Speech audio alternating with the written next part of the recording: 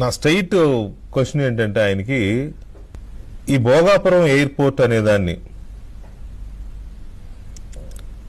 జగన్మోహన్ రెడ్డి ప్రారంభించాడా? నా first airport Hyderabad airport Shri Rajasekhara Reddy గారు ఫౌండేషన్ వేశారు.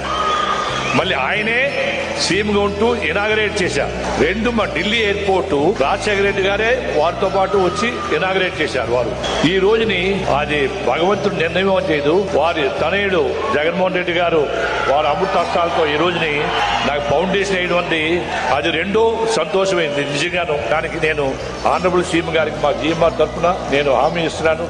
నెంబర్ 1 ఎయిర్పోర్ట్ కట్టి 36 months దానికి హైదరాబాద్ కూడా ఇచ్చేస్తాం. మీరే మళ్ళీ ఇనాగరేట్ చేయాలని కోరుకుంటున్నాను.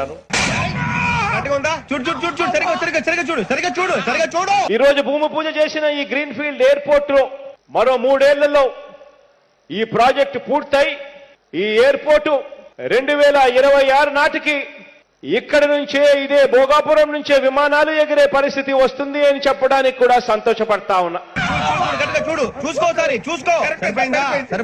ఆంధ్రజ్యోతి హెడ్డింగ్ పెట్టి భోగాపురం సిద్ధం 2019 ఫిబ్రవరి 14న చంద్రబాబు ఎయిర్పోర్ట్ నిర్మాణానికి శంకుస్థాపన చేశారు. పనులు కూడా ప్రారంభించారు.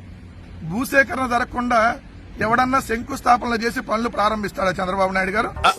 అంటే అది ప్రతిదాన్ని మీ దాంట్లో వేసుకోవాలి. ఏంటంటే ఇది 2019 ఎన్నికల ముందు ఎన్నికల నోటిఫికేషన్ మార్చిలో వస్తే హడావిడిగా మార్చిలో నోటిఫికేషన్ అవుతుంది తెలిసి అక్కడికి వెళ్ళి శంకుస్థాపన చేశాడు. భోగాపురానికి వెళ్ళి శంకుస్థాపన చేసేసి కట్టేశాయని బిల్డప్లు.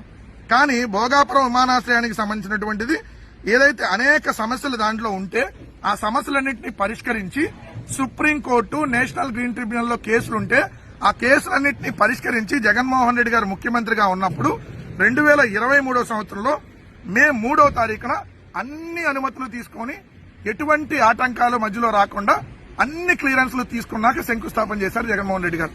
అది చంద్రబాబు నాయుడు గారికి జగన్మోహన్ రెడ్డి గారికి తేడా. నేను వస్తానండి. ఏంటి నిద్రపోవడానికా? లేదండి, బాగా టైర్ అయిపోయాను కదా, రిలాక్స్ అవుదామని.